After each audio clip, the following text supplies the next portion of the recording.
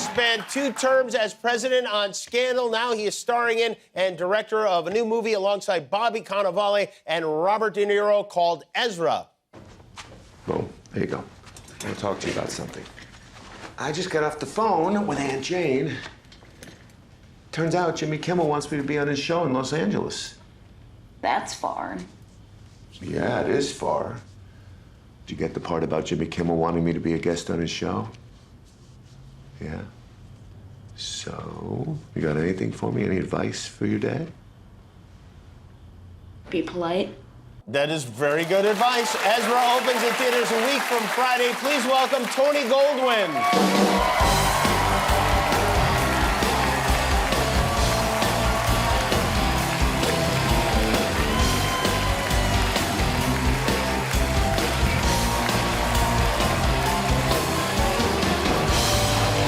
How are you? It's great. And happy birthday. It's your birthday today, huh? My birthday.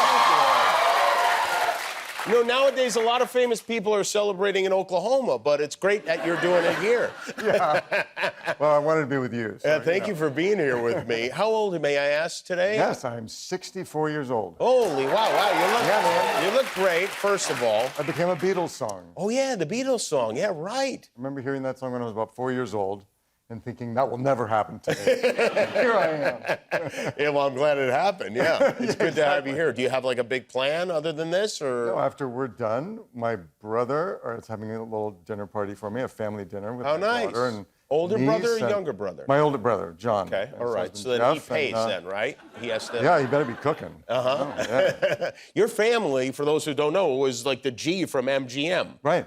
Goldwyn, Metro-Goldwyn-Mayer. Mm-hmm. So when you were a kid, did you have like crazy, like, you know, the whole circus come to your birthday party? I did not. You did not? No, my parents, God bless them, were obsessed with us having a normal life. So, because my dad, you know, my grandfather, Samuel Goldwyn, actually, he started the company that kind of became MGM, but he was there in the beginning. He was one of the pioneers of the movie business. Right. So I think my dad grew up in kind of the red-hot center of all the Hollywood craziness in the golden age. And so wanted his kids to be like... To not have normal. that. Yeah, so I never knew any movie stars, never went to a movie set, never did any of that Did you stuff. ever go to the movies? Yeah. Did you ever go see a movie? I did go to the movies. Okay, that's yeah, good. We That's did it not bad. like regular people. It was good. Yeah. And yet somehow it got into your blood and you thought, I want to do Somehow, this. I want to act. I couldn't stay away. Yeah. I want to direct, which you did here in this movie. Yeah. Which really, honestly, you did a fantastic job. And thanks. I'm not just saying that because my name is mentioned 400 times in this movie. That's right. Which is, it was just very, it's hard to, when you are Jimmy Kimmel and you keep hearing Jimmy Kimmel in the movie, it can take you out of it. But it's really very, very well done. Oh, you did a great job. Man. That means a lot. And my co-star Guillermo, we're in the... You are. We're in the movie a little bit. That's right. Yeah, maybe a little too much. Maybe. No. We had so much fun doing that. Did you? Is this something that you've been planning to do? Your best friend wrote this movie, this right? movie was written by my oldest, dearest friend, Tony Spiridakis, who's a wonderful screenwriter, but who has an autistic son himself and went through quite an ordeal. And his marriage was breaking up. And after that experience, he said, I want to write a movie about this, inspired by this. So it took him about a decade. And a couple of years ago, he said, I want you to read a draft of this script, just as a friend, as we often do with each other's work. And I read it, and I said, Tony, I have to direct this. We got to do this together. And we're, like, really close. Like, we're godparents to each other's kids. We've been best men at each other's weddings. So it was a really beautiful thing. And we got this incredible cast, like you mentioned, Bobby Cannavale, De Niro, and Rose Byrne, Vera Farmiga, Rainn Wilson, Whoopi Goldberg, and an incredible young actor named William Fitzgerald. Oh, he's great. He with is us just great. And here, there he is, who right plays there. There's Ezra. William. Great job, William. This is William's first movie?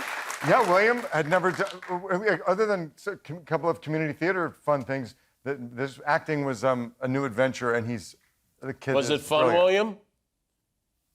Yes. Can you introduce me to Mark Rober? I know you have done videos. Yes, I can. I can introduce you to Mark Rober.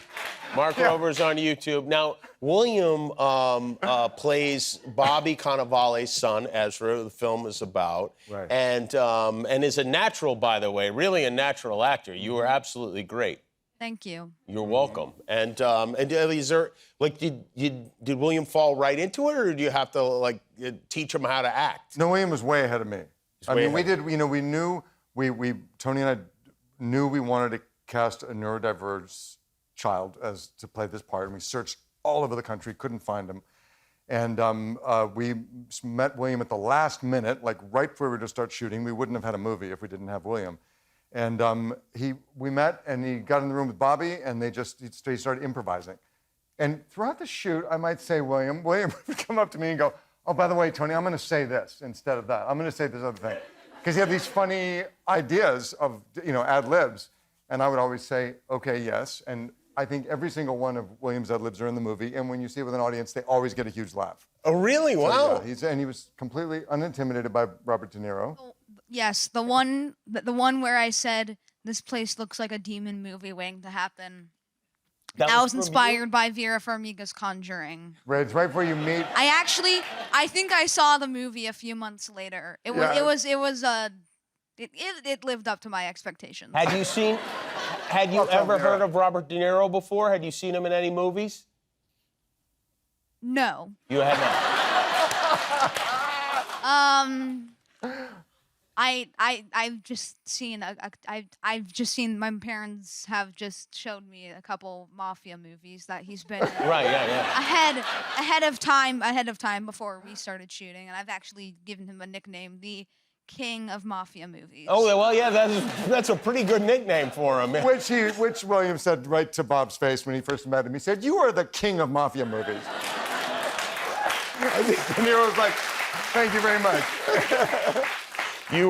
There's a scene with a horse. Can you take us through that scene? Oh yeah, this was a crazy. So William, I'm going to tell the horse story. So there's a beautiful scene in the film, which is a peak moment for this child Ezra, who is autistic, and one of the things that he really has difficulty in is making eye contact. And he communes. He's on this farm, and he has this connection with a horse, and it's a very beautiful moment.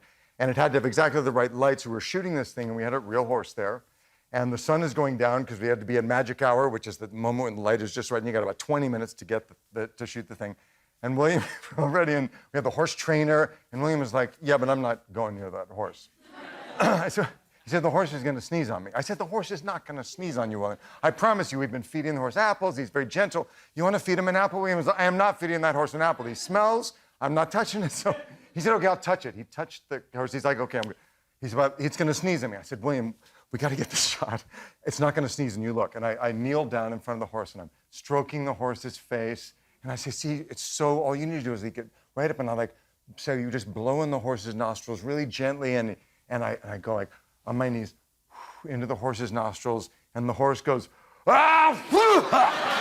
and sneezes literally a bucket of slime all over my face, all over. I'm completely covered in slime. And William, we're at this farm, he takes off running across the field. He is gone. What's that, William? Yes, I was just like, "See you next fall. You're not." There's a meme of a kid doing the peace sign and then just disappearing from existence. Hey. That was me at that moment. I was like, Yeah. So, but we had a conversation, and before the sun went down, William, William got, well, sure, the horse William already got it good. sneezed. It's weird. Usually people are allergic to horses, not the other way around. Yeah, But, exactly. well, congratulations on the movie. It's called Ezra. It opens in theaters a week from Friday. And once again, and by the way, Guillermo's performance in this film is something I mean, I'm hearing Oscar buzz. Oh, yeah. Oh, it's tequila buzz out there. Tony Goldwyn, everybody. We'll be right back.